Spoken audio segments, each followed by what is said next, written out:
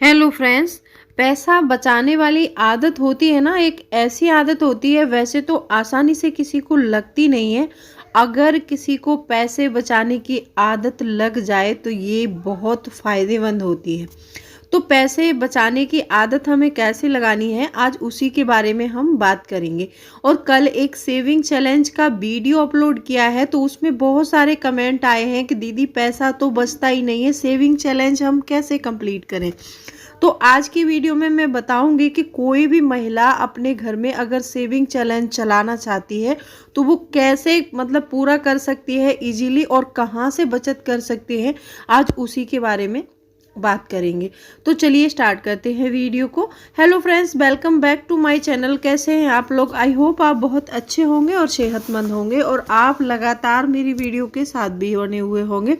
दोस्तों, आज की वीडियो में हम बात करेंगे कि कोई भी महिला सेविंग चैलेंज को कैसे आसानी से पूरा कर सकती है, और वो सेविंग चैलेंज के लिए पैसे हमें कैसे बचाने हैं अपने घर के खर्चों में कम करके।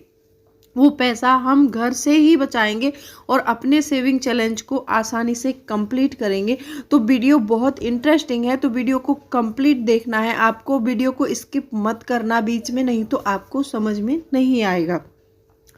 अगर आप वाकई में चाहती हैं कि आपके घर में छोटी छोटी बचत हो और आप उससे सेविंग चैलेंज चलाएं, तो वीडियो के अंत तक बने रहना है।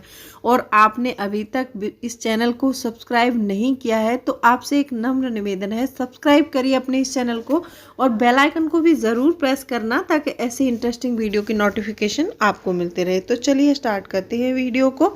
दोस्तों, वीडियो पसंद आए तो एक लाइक भी करके जाना है आपको, ठीक है? तो चलिए स्टार्ट करते हैं वीडियो को। सबसे पहला पॉइंट आता है कि कमेंट आए थे कि हमारा पैसा नहीं बचता है। देखो, पैसा हमें कैसे बचाना है सेविंग चैलेंज के लिए, वो मैं बताती हूँ। सबसे पहले तो आपको कोई एक सेविंग चैलेंज ले लेना है मंथ में, कुछ भी आपसे ये नहीं है कि जैसे आपकी आमदनी या फिर आपके पास पैसे 1000 रुपये आते हैं, आप सेविंग चैलेंज ले लो कि महीने में पहली बारी में ही 1000 रुपये बचाने। नहीं, ऐसा नहीं करना। हमें क्या करना है, अपने घर में से छोटी छोटी बचत करनी है। तो सबसे पहला पॉइंट आता है कि होम डेकोर के आइटम पर ज़्यादा खर्च ना करें। देखो, हर औरत चाहती है कि हमारा घर एकदम सुंदर दिखे, सजा हुआ लगे।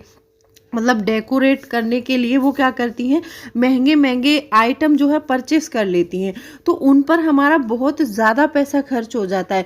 ऐसा होता है, देखो, हम कितने ही महंगे आइटम परचेस कर लें घर के लिए, लेकिन वो आइटम हमें तब तक ही खुशी देते हैं कि जब तक कोई दूसरा नया आइटम हम लेकर नहीं आ जाते। आपने एक एग्जाम्पल से समझते हैं इस चीज़ को। आपने देखा होगा कि आपको कोई मार्केट में गए, आपको कोई फ्लावर वॉश बहुत पसंद आ गया और उसके रेट भी बड़े हाई हैं, तो आपने लेकिन कैसे भी करके, चाहे हस्बैंड से पैसे लेके, अपनी बचत को लगा के उस फ्लावर वॉश को खरीद लिया। खरीद के लाएंगे, नया नया होगा, हम बहुत अच्छे से रखेंगे, बहुत ख्याल रखेंगे। जैसे जैसे पुराना होता जाएगा ना, तो उससे हमारा मन हटता जाएगा। फिर हम कब तक उसको अच्छा रखेंगे, जब तक कोई दूसरा फ्लावर वॉश नहीं ले आते। फिर जैसे ही हमें कोई और अच्छा दिखा तो हम उसको ले आए, उसको हमने फिर दरवाजे पर पहुंचा दिया, बाहर रख दिया, गमलों के साथ में बाहर लगा दिया। तो ऐसा होता है। तो आपको होम डेकोर के आइटम पर मैं ये नहीं कह रही हूँ कि बिल्कुल खर्च नहीं करना, करिए आप, लेकिन लिमिटेड पैसा खर्च करिए और उस पैसे को बचाइए और आप अपने सेविंग चैलेंज में लगाइए। अच्छा, दूसरा पॉइंट आता है कि किसी से भी कंपैरिजन ना करें। देखिए, मैंने बहुत सी औरतों को देखा है, और एटलीस्ट देखा क्या है, ये आदत पहले कुछ मुझ में भी थी कि कंपैरिजन से ये होता है कि देखो, किसी को कुछ अच्छा आता है, किसी को कुछ अच्छा आता है, तो लोग क्या करते हैं, वहाँ पर जेलसी होती है। जैसे मान लो किसी को होम डेकोर के आइटम से ही ले लेते हैं हम, होम डेकोर का आइटम बनाना, या फिर किसी को पढ़ाना, या फिर किसी को कोई और काम अच्छा आता है, तो उनसे जेलसी नहीं करनी है। आपको जो काम नहीं आता है उनसे सीखने की कोशिश करो कि आप ऐसा कैसे कर पाती हैं और ये कैसे करते हैं। अगर आपके घर में किसी को बचत अच्छी आती है, बचत करना अच्छा आता है, तो आप उनसे सीखिए इस गुण को कि आप कैसे घर का खर्च मेंटेन कर दिए। इसमें कोई बुराई नहीं है, किसी से कुछ भी हम सीख सकते हैं। तो ऐसे करके भी आप अपना पैसा बचा सकती हैं। ना कि उनसे कंपैरिजन करना है कि नहीं आपसे अच्छा मुझे आता है, नहीं, हर कोई हर काम में निपुण नहीं होता है। किसी को कोई और काम अच्छा आता है तो किसी को कुछ और अच्छा आता है। तो आपको लगे कि सामने वाले को मेरे से ये बेटर कर पाते हैं इस चीज़ को, तो उस काम को, तो आप उससे सीखने की कोशिश करिए, लेकिन उससे कंपैरिजन मत करिए, ठीक है। तीसरा पॉइंट आता है खिलौनों पर ज़्यादा पैसा बर्बाद ना करें। आजकल मैंने देखा है, आजकल की जो माएँ हैं जिनके बच्चे अभी अभी पैदा हुए हैं, छोटे बच्चे हैं, वो कुछ जानते भी नहीं है कि खिलौना क्या होता है, लेकिन आप इमोशनली होके परचेसिंग करती रहती हैं। मार्केट गए, वहाँ से एक टेडी बियर उठा लाए। एक टेडी बियर कम से कम 250-300 रुपये का आता है। मार्केट गए, आप कोई अन्य खिलौना उठा के ले आई, जबकि बच्चे को पता भी नहीं है कि मतलब ये खिलौना है, इसका क्या करना है। हाँ, ये है छोटा मोटा अपना ला के दे दो, उससे कोई दिक्कत नहीं है। बड़े खिलौने आप ले आएंगे, जो बड़े ग्रोइंग चाइल्ड होते हैं वो उन खिलौनों की कदर नहीं करते हैं, वो उनको पैर मार के, हाथ मार के, तोड़ के फेंक देंगे और वो आपका पैसा डस्टबिन में चला जाएगा। तो ऐसे पैसे को जब लगे आपको कि मुझे इस चीज़ पर खर्च करना है, तो आप पहले सोचिए, सोचने के बाद में फिर आप उस चीज़ को जो है, अगर लगता है कि खर्च करना है तो कीजिए। अगर आपका मन एक भी बार ऐसा बोलता है ना कि नहीं करना है, तो मत कीजिए, तुरंत ही अपने हाथ को रोक लीजिए। अच्छा, चौथा पॉइंट आता है अपने घर का काम खुद करें। देखो, बहुत सी महिलाओं को मैंने देखा है, मान लो ऑफिस वर्कर हैं, जिनको जाना है ऑफिस, वो नहीं कर सकती हैं, तो उनकी तो मजबूरी हो जाती है।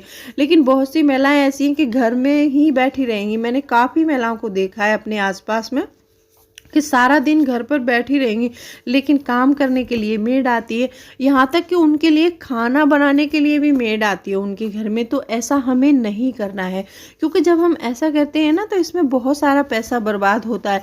अब जब घर पर हम मेड रखते हैं, तो कैसे, मैं बताती हूँ पैसों की बर्बादी कैसे होती है। एक तो हमारे घर में वो झाड़ू पोछा जो भी काम करेगी, उसका हमें सैलरी देनी पड़ती है हर महीने। और एक हमारा जो किचन का राशन होता है, अगर हम खाना भी बनवाते हैं तो हमारे किचन का राशन बहुत जल्द ख़त्म हो जाता है। ऐसा होता है, देखो, हमें पता है कि हमारे घर में 5 या 6 मेंबर हैं, तो हमें कितना खाना बनाना है और कितनी रोटियां हमारे घर में चाहिए, कितना चावल चाहिए, तो हम अपने हिसाब से अपनी क्वांटिटी डिसाइड कर लेते हैं। क्योंकि मेड को नहीं पता है कि कौन कितना खाना खाता है इस घर में, तो वो तो बस अपना एक अंदाज लगा के बना के रख के चली जाएगी। अब वो बाद में खाना आपने खा लिया, बचेगा, उसको आप फेंक दोगे, कहीं फेंकोगे, कहीं कुछ करोगे, तो वो वेस्टेज होता है।